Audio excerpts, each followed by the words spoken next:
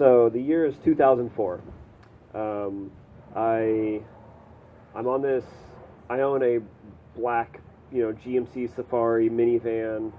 I go on this road trip with a couple friends, like a tour, like book and film tour. Like too many tours, on tour, we kind of had our moment. We kind of like broke up, and then I drove back home to Indiana. I meet up with Eli and the younger Duke kid, Hannah, and the three of us proceed to drive Hannah out to Seattle for school. We hang out there for a minute.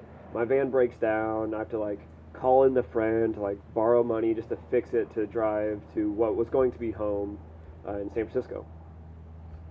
And so I finally get the van fixed. I'm like, fuck this, like fuck Seattle. Like I had a good time, but it's just like it defeated me. I'm out of here. And this was like Seattle summer, not even like the winter times. And I'm driving down, was it the 5? And I'm listening to like whatever the NPR is up there. And Mount St. Helens had sort of burped that day. It wasn't like an eruption, but it was just like a steam burp. But I was like, oh shit, the world is going to like explode. I need to just drive far away in one direction. And I was on this like freshly paved road, or like the blacktop version of paved, whatever. It was just like smelly and like brand new, no lines yet. And I turned on NPR, and lo and behold, it was whatever show where they interview authors of books. And it was this guy talking about this idea called peak oil, and his book that he had just written called Power Down. And that was Richard Heinberg. And I was like, yes, this is he's speaking my language. I hadn't quite like articulated, I hadn't gotten to the peak oil stuff yet. But he was just saying all these things that lined up. And I was like, yes. I went home, got the book, called up Eli. He also got the book, and then it was sort of the only book at the time that was either not super geological or only talked about sort of peak oil, resource depletion tangentially. I was like, yes, this is my book. And then we did a little like 2-person book club, and again, like the best thing about like throwing your own conference is you get to call up people who are just like otherwise like a name on a book in Barnes and Noble, if you remember that place. And it's like, that's a different world. And turns out you could just call people up and say like, come to my backyard. I'll have food, whatever. So 10 years later, I finally got to meet this guy and have him talk in my backyard. So here you go, Richard.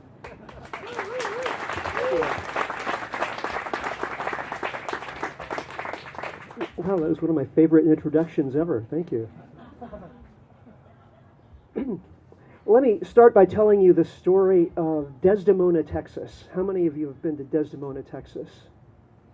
Nobody. Okay. It's not surprising. It's basically just at this point, it's just a crossroads about halfway between Fort Worth and Abilene. But back in 1920, Desdemona was a happening place. In 1918, oil was discovered outside of Desdemona, and within a few months, thousands of people had shown up hoping to make a fortune. And fortunes were quickly made, more often on trading of stock shares than on actual oil production. But nevertheless, millions of dollars changed hands, and fortunes were lost just as quickly as they were made in robberies and collapses of stock values. Because what happened was within just a few years, oil production from that field that had been discovered outside of Desdemona started declining. And it was a typical boomtown. There were gambling, robberies, prostitution. The Texas Rangers showed up and they ran the town for a while using really modern techniques like targeted killing and enhanced interrogation. But by the 1930s, Desdemona was they closed the school and the post office, and basically there's nothing left there. Why do I mention Desdemona? Because it's the template, not only for all boomtowns, but really for civilization itself, and especially for our modern industrial civilization. Why so? Well, I got the first clue to that back when I was 21 years old in 1972, and do a little simple math, it tells you I'm 63 years old. Um, I read a book called Limits to Growth. It was published that year. It was a book that was written by a team of scientists at MIT. They were students of a fledgling field called systems theory. And they had used a computer to model the likely interactions between population growth, resource depletion, and environmental impacts. So they fed the best known values relevant to these subjects into the computer, and what came out were a series of scenarios. And the standard run scenario showed a peak and decline in world industrial output in the first couple of decades of the 21st century, basically right about now. They published these scenario studies in the book Limits to Growth, which went on to become the best-selling environmental book of all time. Conventional economists hated it because they didn't want to believe that there were any limits to economic growth. But just in the last few years, the major Australian scientific research organization, CSIRO, the Commonwealth Scientific and Industrial Research Organization, did a retrospective analysis of the Limits to Growth study from 1972, and they found that most of the values of the parameters that have emerged since 1972 have tracked the standard run scenario pretty closely, within about 15%, which is, from a certain perspective, that's good news. We're right on track. So how is this actually shaking out in real time? Well, I'd like to unpack three parameters and suggest that's these are important things to look at. Now that they're not the only things, but they're energy, debt, and climate. Energy first because it's the most important thing in the world, literally. Without energy, nothing happens. And in many ways, our modern industrial way of life is all due to the fact that we have available amazing sources of energy that no previous human society had, namely fossil fuels. Because fossil fuels have been so abundant, cheap, and concentrated, they've enabled us to do things that human beings have never done before. Remember, it takes energy to do everything. So if you have lots of cheap energy, you can do amazing things. You can go to the moon. You can do all the things that we take for granted today. So what's the problem with that? Well, of course, fossil fuels are depleting non-renewable resources. So like Desdemona, Texas, we are a kind of civilizational boomtown that's running through the available fossil fuels as fast as we possibly can. Now, is this a problem in the short term? Yes, actually. U.S. oil production has been declining since about 1970. Most oil-producing countries are seeing declining production. In general, the oil industry has, over the past decade, doubled its rate of investment, but actual world oil production has stalled out since about 2005. Now you can fudge that if you call biofuels oil or natural gas liquids like propane and butane and so on, which we don't use for the same purposes as regular old crude oil, and so on. But if you just look at regular crude oil, it's been flatlined for the first time since the beginning of the oil age. And oil is really important because it's all of our transportation fuel, virtually. Yeah, there are a few electric cars and electric trams and so on, but 95% of transportation is oil. And that means trade is transportation. So essentially the whole economy is running on oil. So if oil is getting more expensive, scarce, hard to produce, that has an impact on the economy. That's one of the reasons we're seeing stagnating economic growth these days. Now, of course, you've heard that U.S. oil production is going up as a result of fracking in places like North Dakota and South Texas. Problem solved, right? Well, what's actually happened is the price of oil has gone so far up that it justifies the extraction of the very worst kinds of resources that geologists have known about for a very long time but thought were just too crappy to bother with, including tar sands in Alberta, and also the tight oil, as geologists call it, in North Dakota and South Texas and a few other places. My organization, Post Carbon Institute, recently did the most thorough study that's been done to date of both shale gas and tight oil production in the U.S. We bought the proprietary rights to data on all of the 65,000 currently producing shale gas and tight oil wells. We looked at initial production rates over time, geographic location of each well. What we found is that in each of the plays or geographic geologic formations where these fuels are being produced, there's a core area where production is fairly prolific and profitable. But get outside of that core area, initial production rates are low.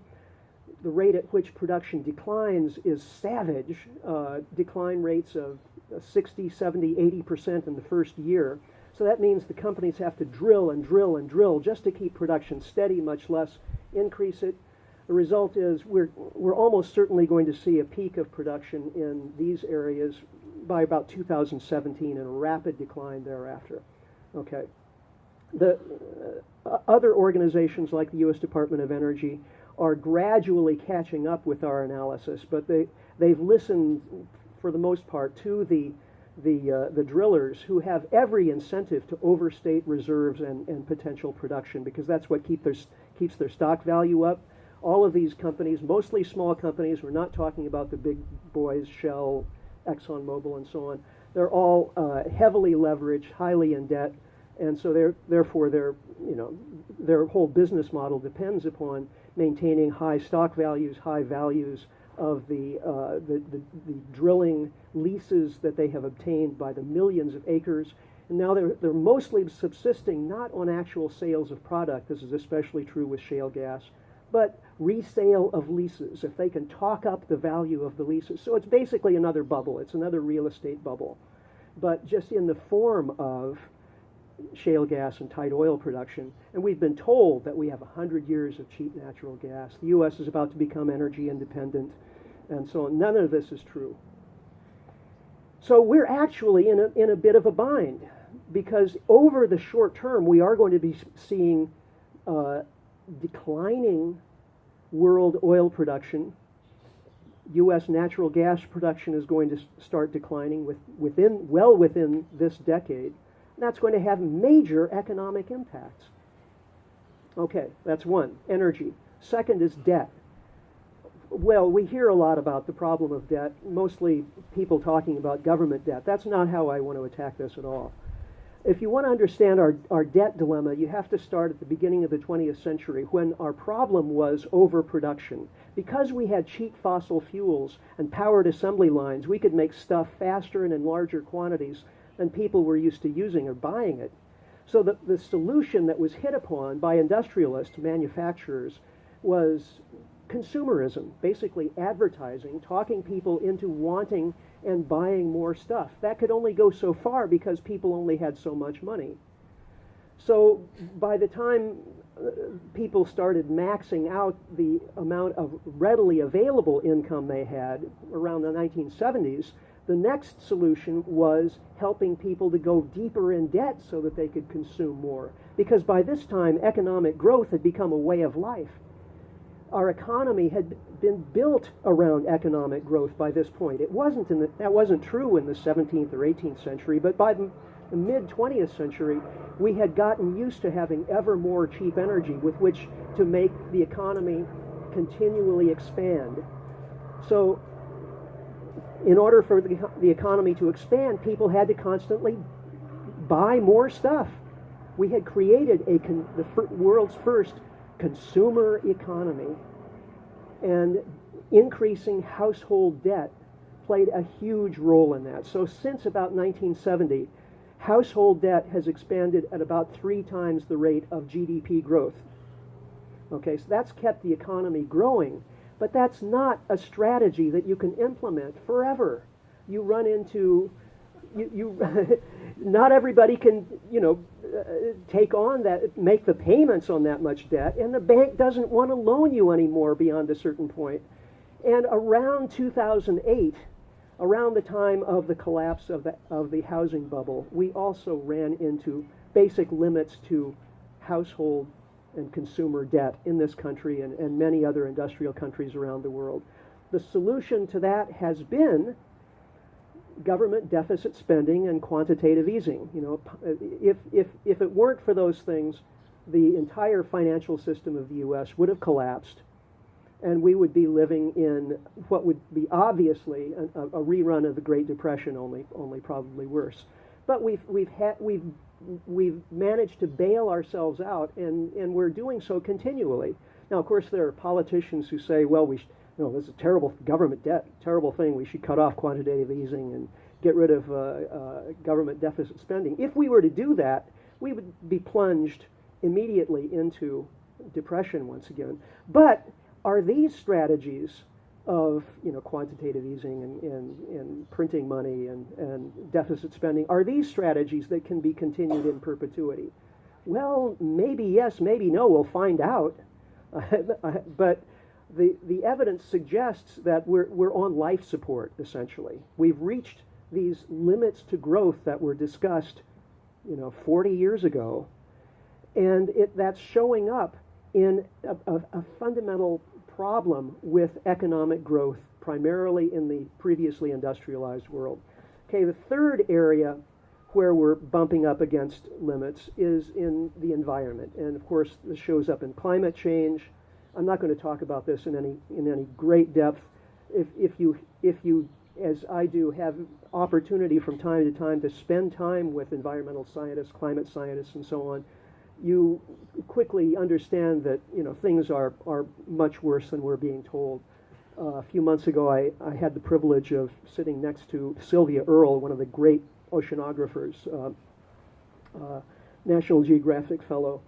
And we had both given talks in a city in Norway, and we were sitting next to each other on the plane, and I'd heard her talk, and I was basically saying, are things really that bad? And she turned to me and she said, the way we're going right now, the oceans will be dead by 2050. Okay, so enough said. There are environmental limits. There are environmental sink limits that we are approaching at the same time. So collapse is not something theoretical, and more people who watch these trends are coming to the conclusion that we are facing a kind of civilizational collapse. Now, this shouldn't be surprising. In fact, there's the collapse studies is a booming field of studies right now in sociology, anthropology, and history. You've probably seen Jared Diamond's book, Collapse. It's by far not the best book on the subject. I would recommend Joseph Tainter's book, The Collapse of Complex Societies, which was really the spark that started collapse studies. Tainter makes the point that complexity is really the essence of civilization's higher society. And it's a problem-solving strategy, but it has costs associated with it. It entails especially higher energy costs. In order to build a complex society, you have to invest energy, right? So we've had lots of energy. We've built an amazingly complex society, but the investment of energy in building complexity yields diminishing returns over time. And so every civilization that's existed has collapsed. Every past civilization, I should say. There have been something like 15,000 recorded human cultures in human history, each with an identifiable language and customs and so on. But there have only been about 24 civilizations. These are really unusual events in human history. All of them have collapsed. And here we are, having built the first really global civilization, the first electronic, the first fossil-fueled civilization. Amazing thing. And we're tracing out the same trajectory as all of those previous civilizations, the same trajectory as Desdemona, Texas, for that matter. Whew, what does that mean? How do we conceptualize that? What do we do about it? Well, that's That's basically what I've spent my entire adult life thinking about since I read Limits to Growth, 40 years ago.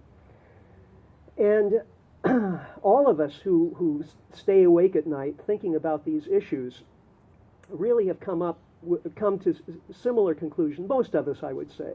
There's some diversity, but I would say there are very few of us who see survivalism per se as an adequate response, regardless of the enormity of the challenge.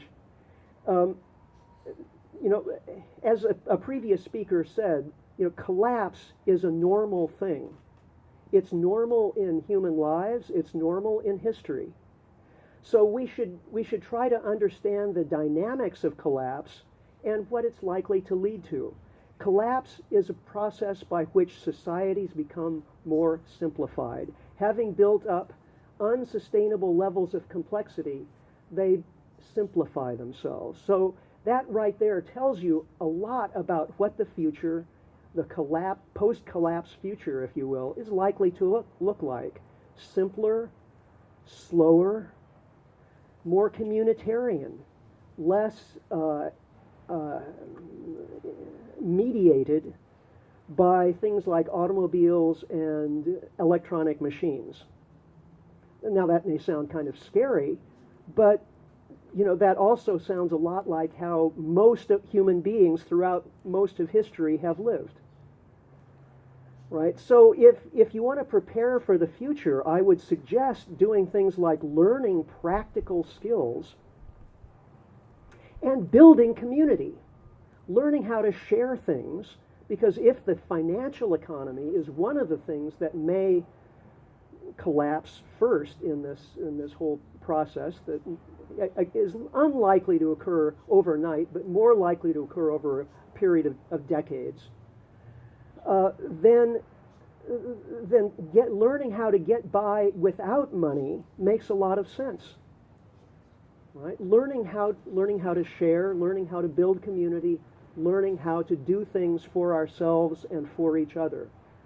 Now, there are those who are suggesting that, in fact, in many ways, life could be better if we do these things, because we've become so alienated from one another with, the financial system and technology that we've actually had to sacrifice a lot of our humanness in the process of building up all of this societal complexity. Okay, so there may be some opportunities here. Those need to be explored and mapped. And there are folks doing that, for example, in the transition movement. There are transition towns, hundreds and thousands of them, that have sprung up all around the world with the basic premise that life can be better without fossil fuels. We just have to come together in community and find out how. So it's not all doom and gloom, but this is reality. This is the time we're living in. It's not something, again, that's likely to happen overnight. It's going to happen over a period of decades, but that doesn't mean it's not happening. And so it's been a privilege and a pleasure to share these thoughts with you. And hopefully this is a conversation that you will find yourself engaging in with your friends and family, because the more of us who understand that this is the process that our world is going through, the less likely we are to just blame other people when things aren't working out the way we expect. There's going to be a lot of blame to go around for why society is coming apart in various ways. But blaming is not going to get us anywhere. Building community will. So maybe that's the right note to end on. Thank you.